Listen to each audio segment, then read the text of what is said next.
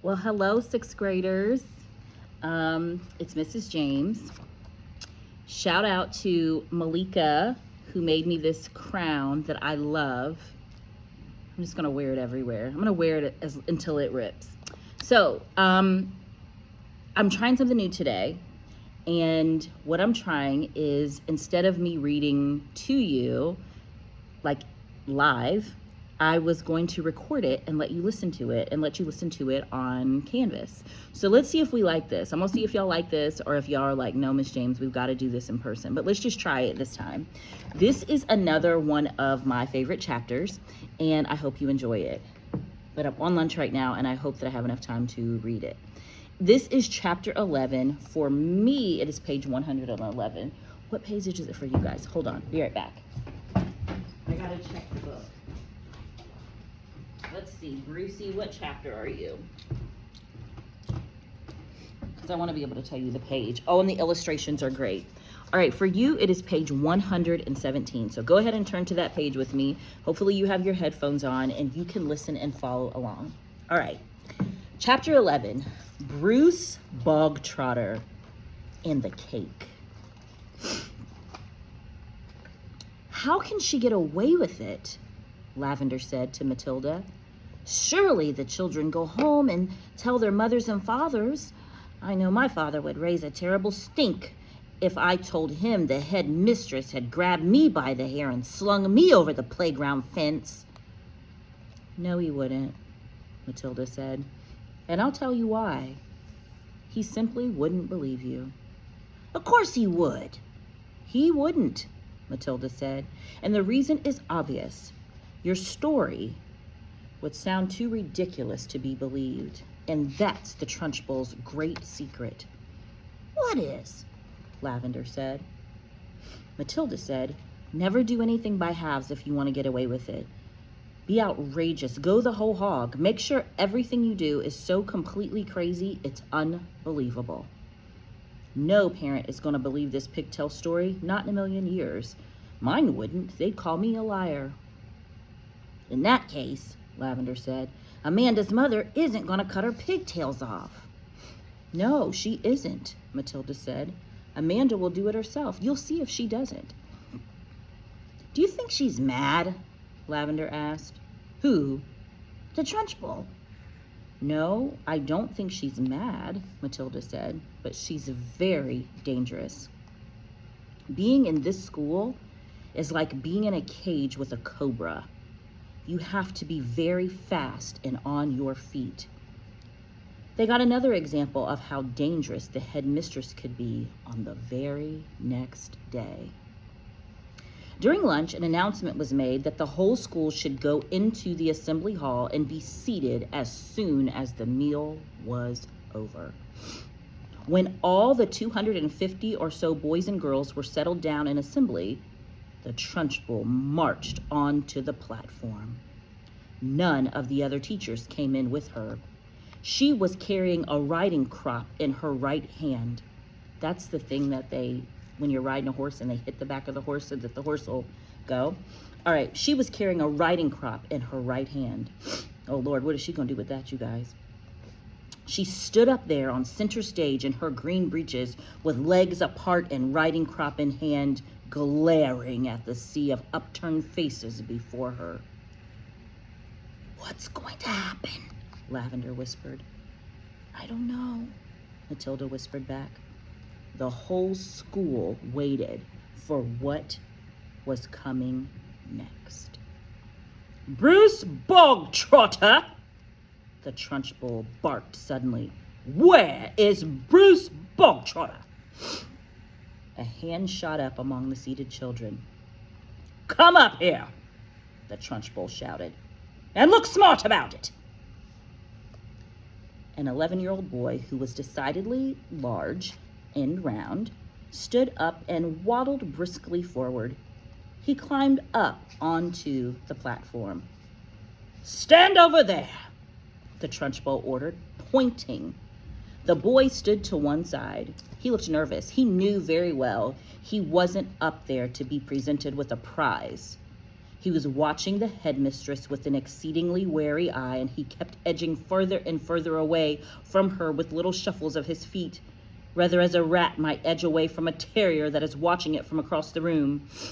His plump, flabby face had turned gray with fearful apprehension. His stockings hung about his ankles. "This clot," boomed the headmistress, pointing the riding crop at him like a rapier. "This blackhead, this foul carbuncle, this poisonous puzzle that you see before you is none other than a disgusting criminal, a denizen of the underworld, a member of the mafia." "Who, me?" Bruce Bogtrotter said, looking genuinely puzzled. "A thief!" the Trunchbull screamed. "A crook, a pirate, a brigand, a rustler." "Steady on," the boy said. "I mean, dash at all, headmistress. Do you deny it, you miserable little gumboil? Do you plead not guilty?" I don't know what you're talking about," the boy said, more puzzled than ever. "I'll tell you what I'm talking about, you sporating little blister," this Trunchbull shouted. "Yesterday morning, during break, you sneaked like a serpent into the kitchen and stole my slice of my private chocolate cake from my tea tray. That tray had just been prepared for me personally by the cook. It was my morning snack. And as for the cake, it was my own private stock. That was not boy's cake. You don't think for 1 minute I'm going to eat the filth I give you. That cake was made from real butter and real cream, and he, that robber bandit, that safecracker, that highwayman standing over there with his socks around his ankles, stole it and ate it." "I never did," the boy exclaimed, turning from gray to white. "Don't lie to me, Bogtrotter," barked the Trunchbull. "The cook saw you. What's more, she saw you eating it." The Trunchbull paused to wipe a fleck of froth from her lips. Yuck. When she spoke again, her voice was suddenly softer, quieter, more friendly, and she leaned toward the boy, smiling. "You like my special chocolate cake, don't you, Bogtrotter? It's rich and delicious, isn't it, Bogtrotter?" "Very good," the boy mumbled. The words were out before he could stop himself. "You're right," the Trunchbull said. "It is very good. Therefore, I think you should congratulate the cook. When a gentleman has had a particularly good meal, Bogtrotter, he always sends his compliments to the chef. You didn't know that, did you, Bogtrotter? But those who inhabit the criminal underworld are not noted for their good manners." The boy remained silent. "Cook!" the Trunchbull shouted, turning her head towards the door. "Come here, cook! Bogtrotter wishes to tell you how good your chocolate cake is." The cook, a tall, shriveled female who looked as though all of her body juices had been dried out of her long ago in a hot oven, walked on to the platform wearing a dirty white apron. Her entrance had clearly been arranged beforehand by the headmistress.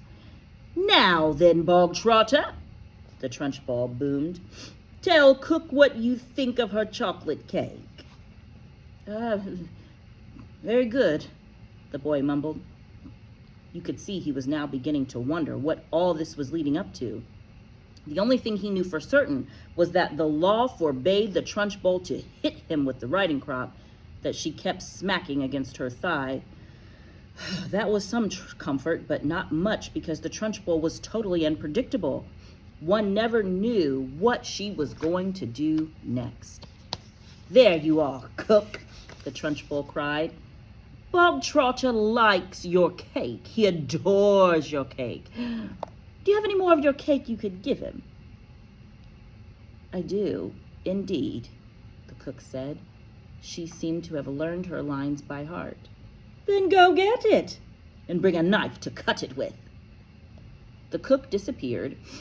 Almost at once she was back again, staggering under the weight of an enormous round chocolate cake on a china platter. The cake was fully 18 inches in diameter, and it was covered with dark brown chocolate icing. "Put it on the table," the Trunchbull said. There was a small table center stage with a chair behind it. The cook placed the cake carefully on the table. "Sit down, Bogtrotter," the Trunchbull said. "Sit there." The boy moved cautiously to the table and sat down. He stared at the gigantic cake.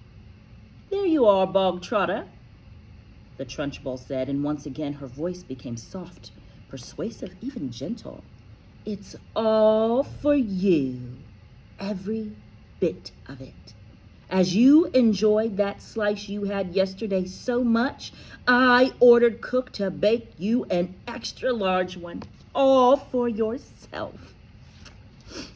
Well, thank you," the boy said, totally bemused. "Thank cook, not me," the Trunchbull said. "Thank you, cook," the boy said. The cook stood there like a shriveled bootlace, tight-lipped, implacable, disapproving. She looked as though her mouth was full of lemon juice. "Come on, then," the Trunchbull said. "Why don't you cut yourself a nice thick slice and try it?" What now?" the boy said, cautious. He knew there was a catch in this somewhere, but he wasn't sure where. Can't I take it home instead?" he asked. "That would be impolite," the Trunchbull said with a crafty grin. "You must show Cookie here how grateful you are for all the trouble she's taken." The boy didn't move. "Go on, get on with it," the Trunchbull said. "Cut a slice and taste it. We haven't got all day."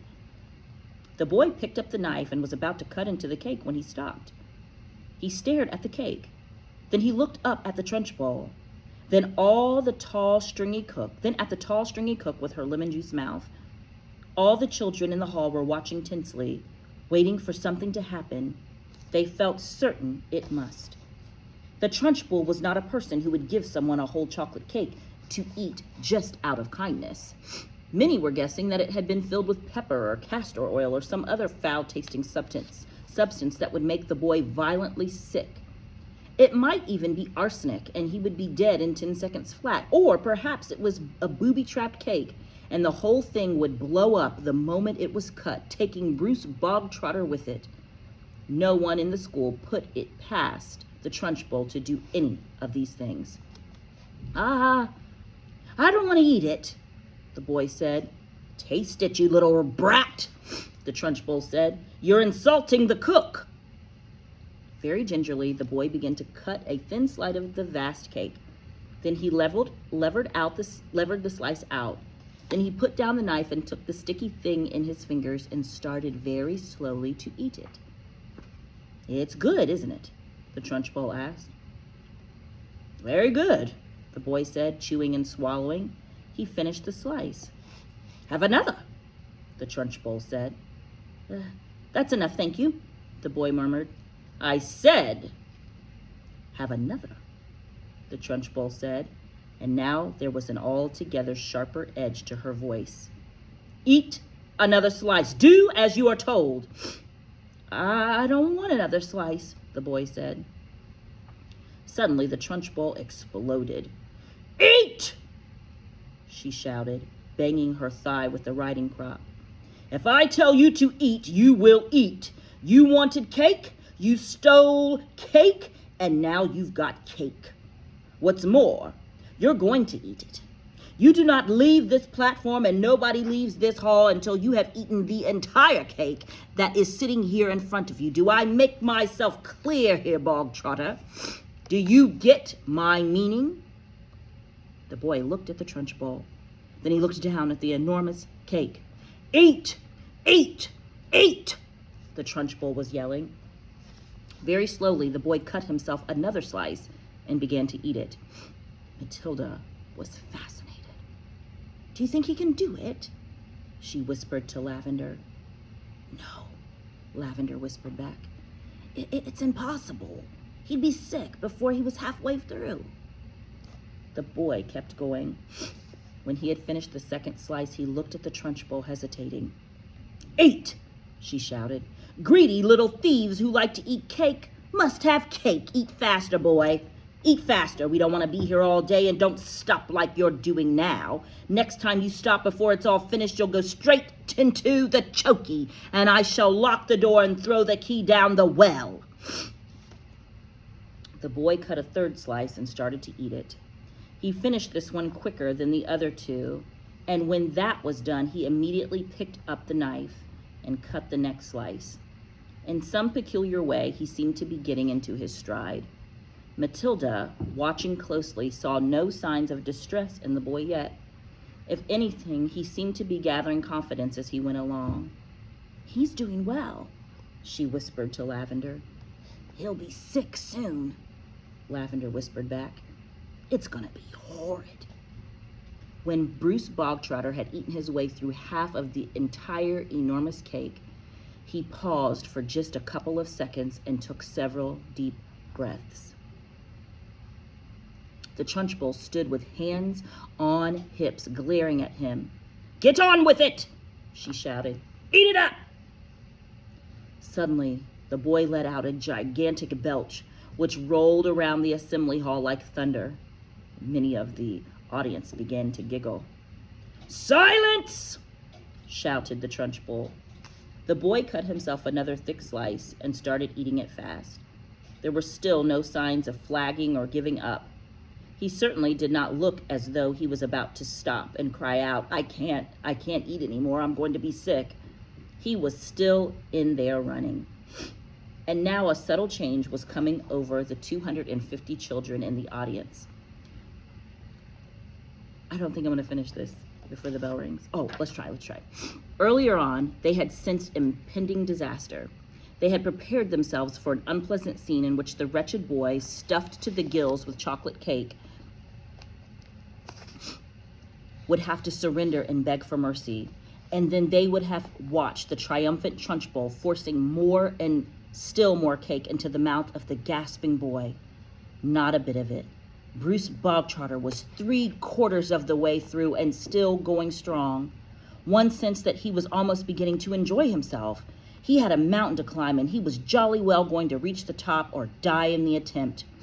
What is more, he had now become very conscious of his audience and how they were all silently rooting for him. This was nothing less than a battle between him and the mighty Trunchbull. Suddenly, someone shouted, Come on, Brucey! You can make it! The Trunchbull wheeled around and yelled, Silence!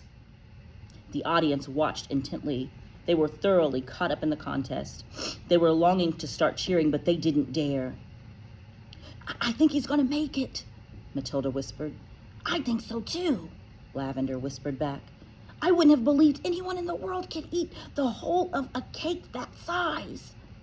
The Trunchbull doesn't believe it either, Matilda whispered. Look at her. She's turning redder and redder. She's going to kill him if he wins. The boy was slowing down now. There was no doubt about that, but he kept pushing the stuff into his mouth with the dogged perseverance of a long-distance runner who has sighted the finish line and knows he must keep going. As the very last mouthful disappeared, a tremendous cheer rose up from the audience, and children were leaping onto their chairs and yelling and clapping and shouting, Well done, Brucey! Good for you, Brucey! You won a gold medal, Brucey! The Trunchbull stood motionless on the platform. Her great horsey face had turned the color of molten lava, and her eyes were glittering with fury. She glared at Bruce Bogtrotter, who was sitting on his chair like some huge overstuffed grub, replete, comatose, unable to move or speak. A fine sweat was beading his forehead, but there was a grin of triumph on his face. Suddenly, the Trunchbull lunged forward and grabbed the large empty china platter on which the cake had rested. She raised it high in the air and brought it down with a crash right on the top of the wretched Bruce Bogtrotter's head, and pieces flew all over the platform. The boy was by now so full of cake he was like a sack full of wet cement, and you couldn't have hurt him with a sledgehammer. He simply shook his head a few times and went on grinning. "Go to blazes!" screamed the Trunchbull, and she marched off the platform closely by the cook. The end. Chapter 12 is Lavender. I can't wait to read that one with you guys.